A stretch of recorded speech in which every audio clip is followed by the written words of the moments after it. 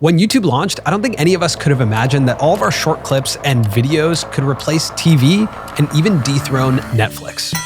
YouTube is now the biggest streamer in the world. YouTube is 10% of viewing. Netflix is 8.4. Bigger than Amazon Prime Video, bigger than Hulu. YouTube is a juggernaut.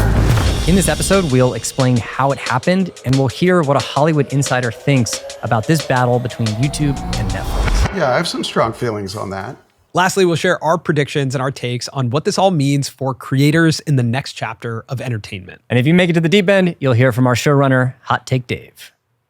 What What is that? What is that one? What is that? This is Hot Take Dave's second appearance on the show. Could be his last. Dave, Stop it. I don't know why I'm doing it. All right, let's get into it.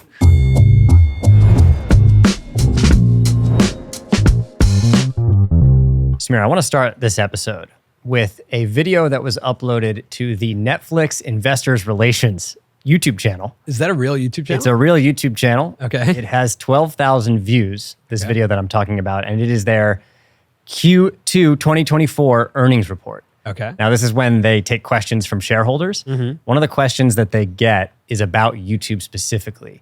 Does Netflix see YouTube as a competitor? And if so, what are they planning to do about it? Now, we clearly do compete with YouTube in certain segments of their business, and we certainly compete with them for time and attention.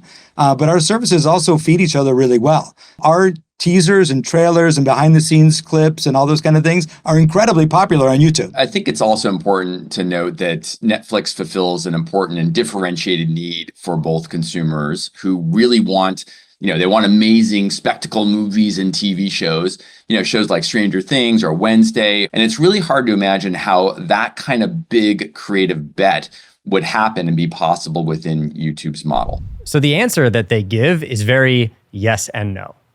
Yes, sure, it's competitive because we are competing for attention on TV specifically. Like, there's no doubt. They also say it's not competitive because they don't think YouTube would be able to have content like theirs, like premium, expensive content, like some of their shows, like Stranger Things, like Wednesday, because it doesn't fit in YouTube's model. But at the end of the day, when you look at these numbers from the Nielsen report, when you look at the sheer fact that 10% of streaming watch hours are given to YouTube and people are going to YouTube instead of Netflix for that, that's significant. And what's even more interesting to me is that when you look at their business models, they are colliding.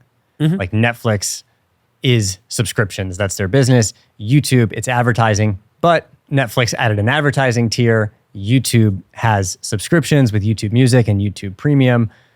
And in a way, they are in an effort to become each other. So they really are very competitive, but they're so different in the way that they acquire, produce, and release content. So all of this was pretty surprising for me because in 2012, when we first started, or 2011, when we first started on YouTube, this was like the thesis, right? We would go into rooms and talk about how this is the modernization of TV. YouTube is the next wave of entertainment. But it did actually feel really far away at that point. And to hear YouTube come up in Netflix's earnings call this much, and to be really defined as a true competitor to Netflix, does feel like a moment where I'm like, oh wow, this really happened. Yeah, oh, you're talking about us? You're talking about us. That's the weird thing is they're talking about YouTube, the platform. But what they're talking about is all of us as creators. We're the ones occupying that time on connected TV. And that to me was one of the most interesting realizations this week of oh my God, this really happened. And how did it happen? How did this actually happen?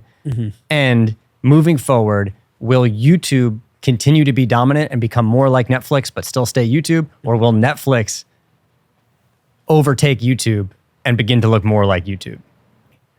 So that's what we wanted to explore and find out. And I want to play for all of you our conversation with Scott Gimple, who was the showrunner of The Walking Dead for many years. He's a Hollywood writer, Hollywood producer, a true Hollywood insider who has a super unique take and perspective on YouTubers. With you as a Hollywood showrunner, when you think about the streaming war between these two playing out, do you consider Netflix and YouTube competitors? And how do you think that war plays out over the next coming years? I think YouTube has an incredible advantage. I come from week to week television. And what's fascinating to me is I feel YouTube has taken that space. Like, that was the thing. I was consuming these videos, and then I would have to wait a week or more, depending on the creator. But that creates a relationship. That creates a ritual. That creates a way to frame your week. What Ryan Trahan did with that, like, one video a day for like 30 Right. days. I mean, he got me hooked. Where, like, at the end of it, I was so bummed that I wasn't starting my morning with that. It's the consistency that creates the relationship with the audience that makes it, I don't know, makes it something that they want in their lives perpetually. And it just feels that YouTube has taken over that space from TV a little bit, that weekly relationship. And, that fascinates me. It also has me hooked. When I watched The Bear season 3, I'm a big fan of The Bear, but I realized when they dropped season 3 in a binge model, normally if it's week to week, I have so many questions left unanswered as a viewer that I can't wait. And those questions get bigger and bigger the more that week goes on. And I felt like with The Bear season 3, the questions, they were left unanswered, but then they were so quickly answered. And it didn't generate the same fandom as some of the week-to-week experiences that I've had. I think because that gap in terms of questions left unanswered gets answered so quickly. And I get accustomed to that. The basis of The Bear is the basis of television in my mind, which in some ways is the basis of YouTube. It's characters. Now, granted, on YouTube, it's real people, but on TV, it's characters with which the audience wants to spend time with. They want them to be in their lives. And a lot of times they're people that they wish were at their school or their workplace or their places of worship. But to have them as a regular presence in their lives on those shows or on YouTube, that's important to them.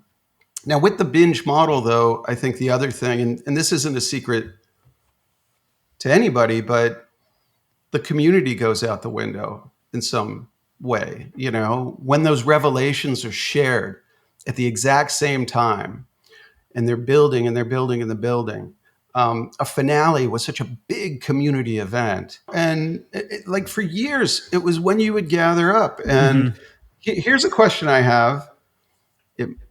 I feel it's like a naive question that I don't know. I don't know why I don't know the answer to it. And I've asked some people and I still don't understand. Why don't the streamers program weeks? Like, meaning this, Stranger Things will be out Wednesdays at 8. Why don't they build those appointments for people and then people can watch it whenever they want if they miss the appointment? To me, that seems like a way to potentially get that live community again. Maybe people at Netflix will watch this episode and start to program it that way. Send it to the show business committee, Scott. It's a compelling case. You know them, right? Show business committee they're so rough, man. Have you started to think in your head at all about like what type of creative you could put on YouTube? Or is that a conversation amongst your cohort, your peers at all? Because one of the points was that in the Netflix earnings call was that like, it's hard to imagine such a large creative bet being placed on YouTube. But is there a certain conversation amongst showrunners or creatives in Hollywood that's like, hey, maybe we could put a pretty big creative bet over there? On the strike lines, it was a constant conversation. And I think about it all the time because there's fewer and fewer companies. There's less and less distribution. But it seems within YouTube, the aesthetic of YouTube or just the expectations of YouTube, it'd be difficult. But then, Wesley Wang and what he did, Wesley made that short. And now he's in a very, very conventional situation with Sony. Is there a world where the kind of creativity that was applied to both the content and making that short was also applied into the next step? I wonder if a middle ground will emerge. Like the way we're looking at it is there's Netflix, it's premium. it's bought, it's planned, it's not necessarily week to week. And then there's YouTube, which is totally democratic. Anyone can upload. I think about, as Netflix wants to continue to compete with YouTube, their live events are already a little more like lowbrow. They're looking, obviously, to compete from an advertising perspective. Does Netflix open up a creator plus program or something, which is a bit of an in-between, where they're licensing work from YouTube creators that is licensable? They are almost like YouTube Originals did. They are funding some projects, and then they're tapping into the indie market as well, and sort of bringing people to this middle ground that's a part of Netflix's offering. I don't know if it really worked for YouTube, because YouTube operates so differently, where you can't really just drop a premium series of 10 episodes and see what happens. You have to have distribution built over time, but Netflix kind of has that, and they have the money to spend. That's sort of my prediction and my thought, is that it goes that way. I mean, the weird case study that we have is Cobra Kai. Right. I mean, it started on YouTube Red, and it just didn't take hold. And then it went over to Netflix, and it's a huge hit. You know, what we were talking about, is there some sort of hybrid between Netflix and YouTube? Is that coming? Or is somebody going to figure out a way to tell stories on YouTube that is viable from an economic standpoint, that also captures the audience's attention within, you know, the YouTube marketplace, which is endless? Like, is there another way? I was going to ask, like, with your experience in week-to-week television and with shows like ours starting to occupy that space, what advice would you give to us and creators like us who are producing week-to-week on like how to be successful at it? Like, the next crop of creatives and storytellers are turning to YouTube first. They are producing, you know, content that, although feels completely new and like different, it has its roots in week-to-week television. Like, we see a lot of old MTV formats showing up on YouTube now. And we're starting to see stuff that used to work when I was a kid watching TV that's now working on YouTube. So I'm curious if you stepped into the shoes of being the showrunner for the Colin and Samir show or another YouTube channel that's week to week, how do you build that level of like fan community? How do you build appointment viewing? Because we are in the ads business just like any other TV show. The difference is we are also the network. So we have to operate like a network. I mean, I think the number one thing that you're doing, and I also know the mental and physical costs it takes, so I say this with a grain of salt, but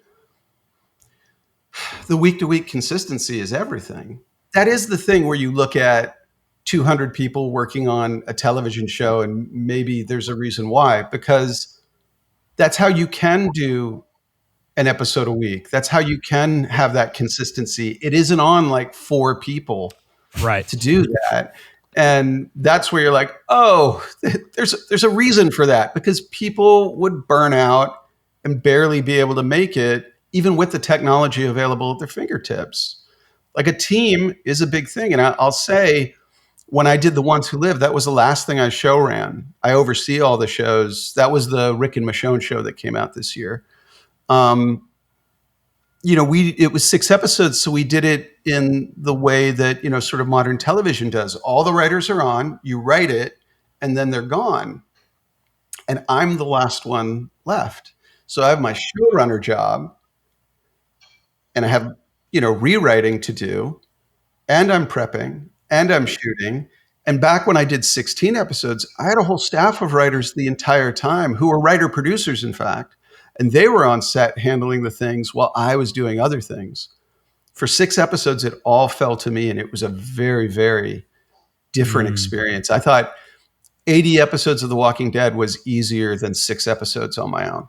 Wow, that's really interesting. That is a good point. That's a really good point.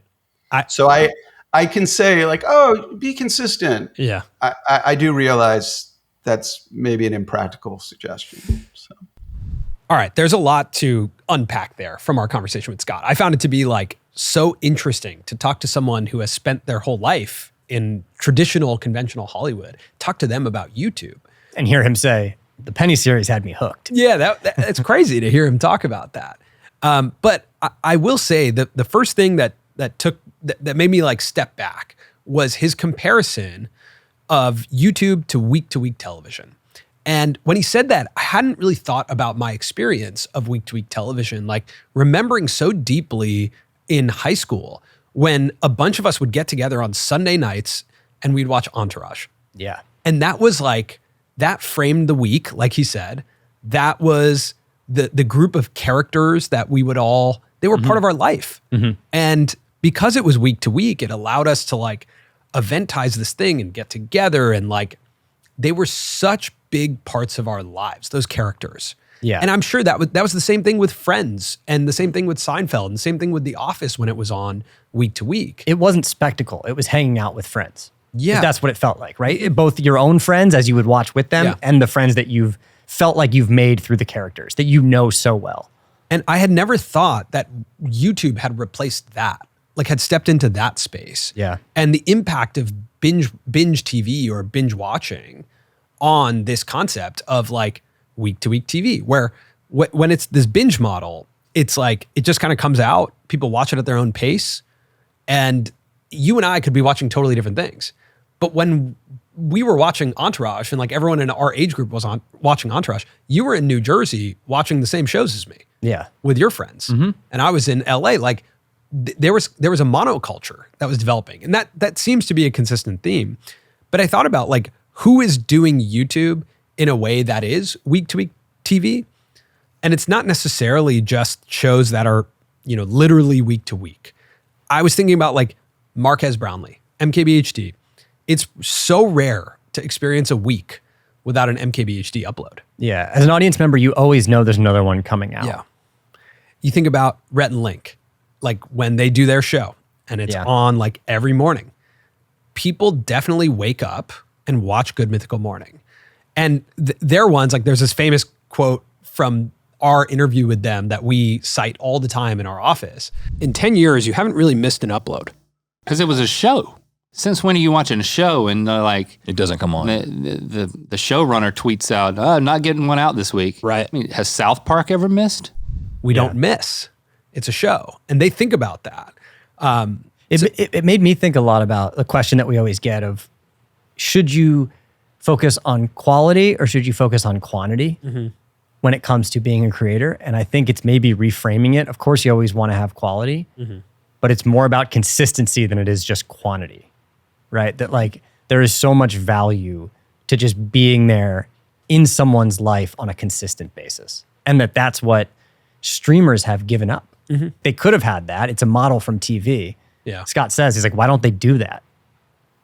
Right? But they just don't. Building consistency on YouTube requires building an audience, which dictates the creative for you. As a storyteller, all of a sudden, the easiest way to be consistent is to create basically what I'm going to call editorial content that is less storytelling and more talking about storytelling. And to me, the question that he was asking is, can YouTube or Netflix incentivize young creative filmmakers to not have to build an audience and to build just great story? So that brings, because he asked the question of like, could Wesley Wang, after releasing a trailer for something and now garnering over 7 million views, instead of selling it to Sony, is there another version of that where he can just make that show? And in the same way that he made it on YouTube. Right. Yeah. And I think one of the questions that I asked myself as I, experienced this whole conversation of YouTube and Netflix, one thing that I think is interesting to discuss is like, how much of YouTube's success is about the creators and our work that we put out on the platform, and how much of its success is based on discovery and the algorithm.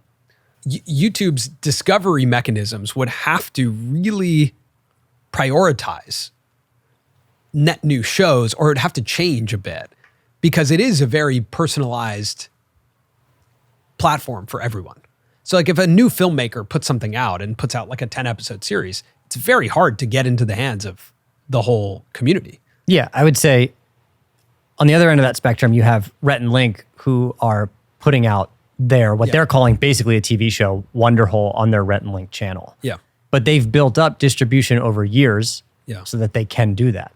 If you are not them, let's take another example, Max Joseph. Max Joseph released a whole series on happiness and is releasing it right now on his YouTube channel, but he's not nearly as consistent as like a Rhett and Link or even a You and I. If we wanted to make something like really premium that felt more like TV and release it, he's doing it and he's having some success doing it, but he's at a disadvantage because he hasn't been someone who uploads regularly every single week, right?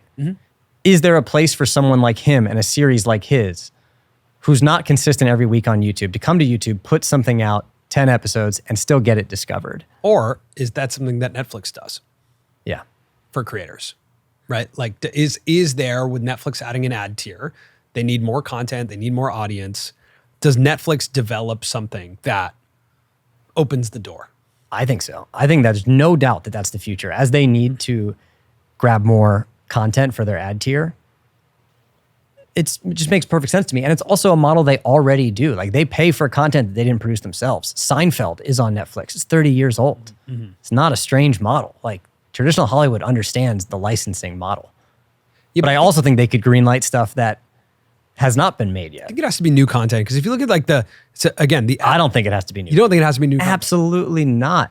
You don't think Michelle Carre's Challenge Accepted could just show up for 5 years on Netflix in the ad tier? Yeah, it could. It could. It totally could. Why not? But I think when we're talking about this like week-to-week TV, like, does Netflix ever get into that? Does Netflix ever bring that back?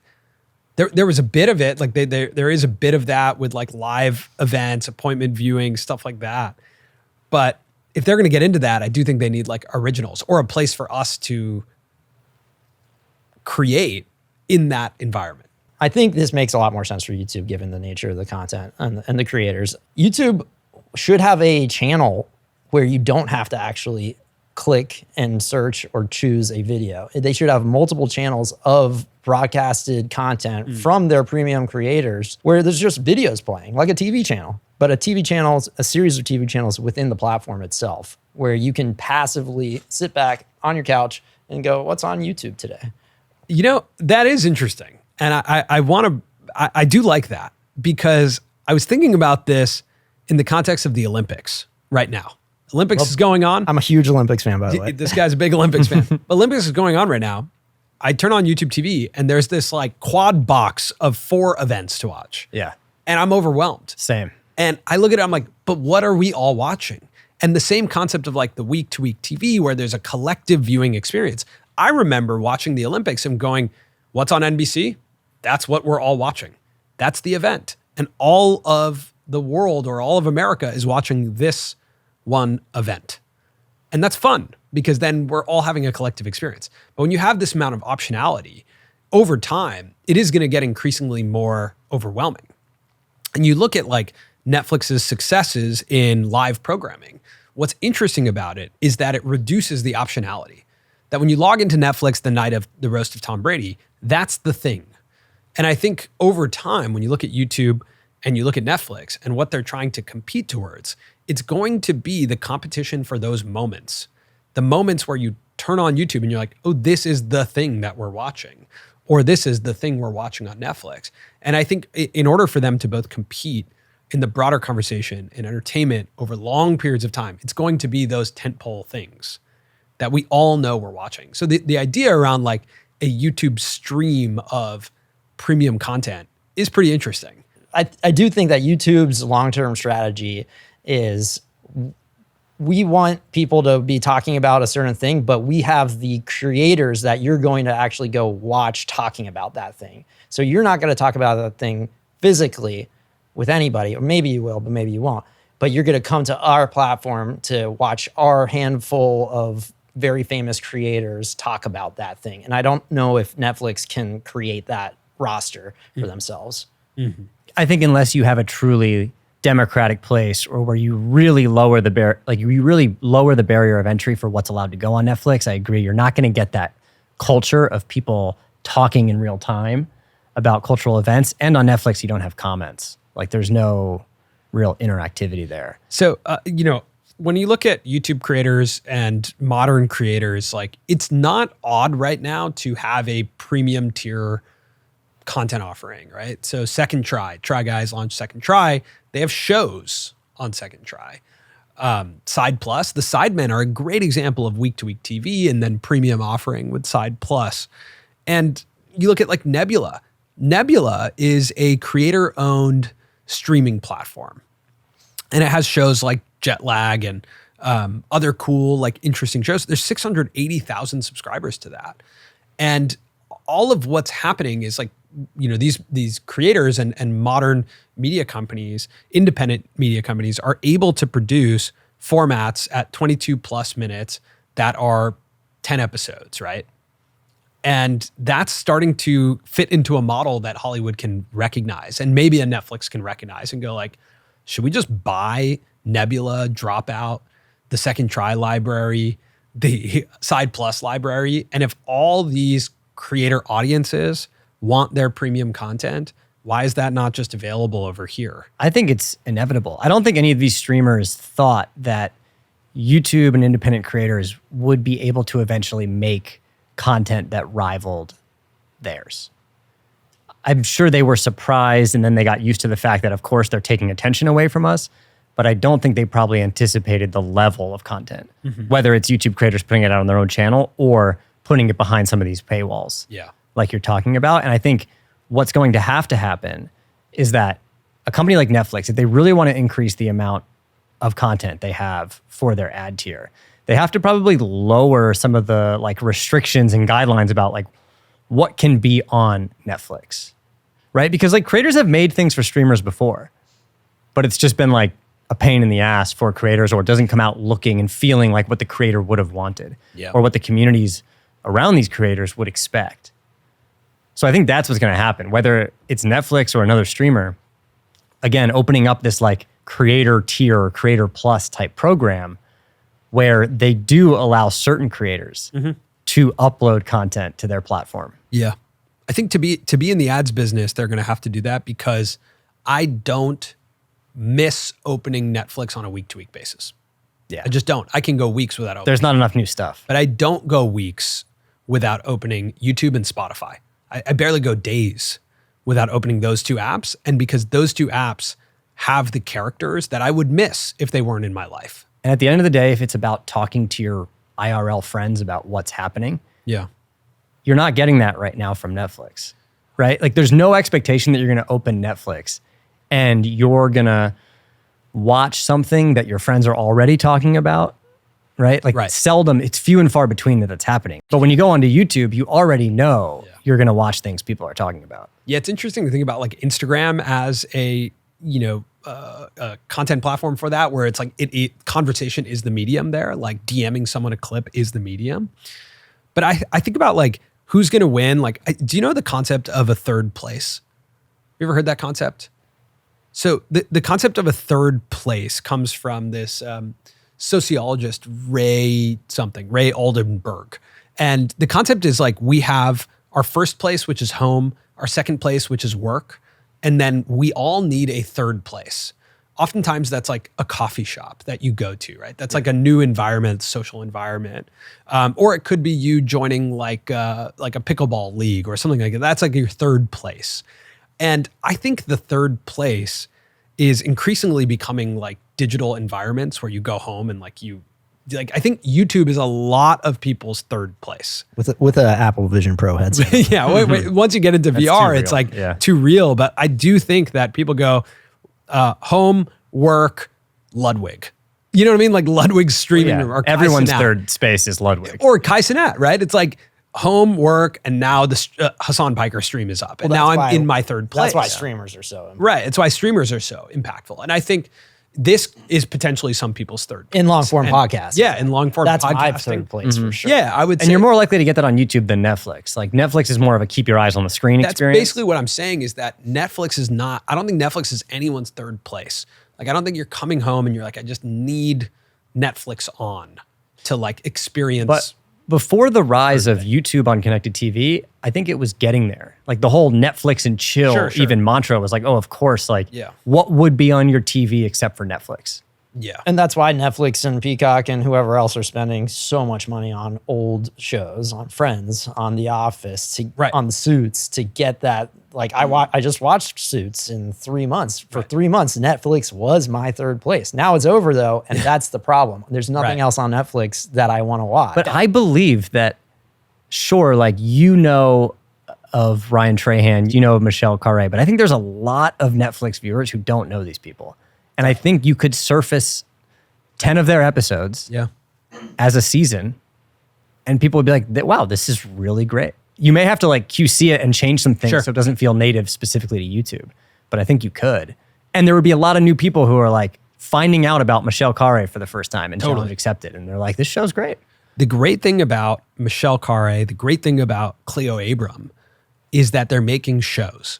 And I think to think about like, how do creators prep themselves for this moment in time where these two platforms are competing? There's this weird convergence event. There's a lot of opportunity that's about to emerge. And I do think it's the creators who have deep catalogs of bingeable formats. That's the reality, right? Like when you think about The Office, like Scott talked about, like The Office is this massive catalog and that you can just dive into. And it can become your third place for a bit. It can become this experience of like discovery of a large catalog. And so Michelle with Challenge Accepted or Cleo with Huge If True, like continuing to build into a catalog that is probably 20 minutes plus each episode, that has a similar framework to each episode, that could be watched 10 episodes in a row. Like I think that's a really interesting space for a lot of creators right now. Conversely, do you think that YouTube should get back into the premium content game, paying for content like YouTube Red, YouTube Originals? I don't think so. I think the challenge is... But more people are watching on TV now. I think, no. I think YouTube needs to think more in the direction of like how to support us as they get deeper into subscriptions. Again, is there any reason why Side Plus should be like a separate website? If Side Plus is going to be successful and work and most of the Sidemen's content is on YouTube, how is that not a YouTube subscription offering, right? Like how is that not built in the environment? So I think premium content can work, but it's really nice when it's self-sustaining and when something like Side Plus can work or something like Second Try can work. But why are those built on separate websites? I think that's my question is like, if YouTube wants to get into the subscriptions business, creators are building successful subscription businesses, how is that not something that's getting solved? I think YouTube should be supporting creators and making premium work, but I don't think it should be behind any sort of paywall. And I don't think it should be the YouTube Red, YouTube Original model, which was like, let's take our creators and make something totally different that they don't make. Yeah. Right? And drop it on their channel. I think we should look at the creators who are already making this premium level work. I'll bring up Michelle again with Challenge Accepted. Can YouTube come to a creator like her and provide the support she needs to go week to week or to be a lot more consistent? Part of week to week, by the way, is seasons. Yeah.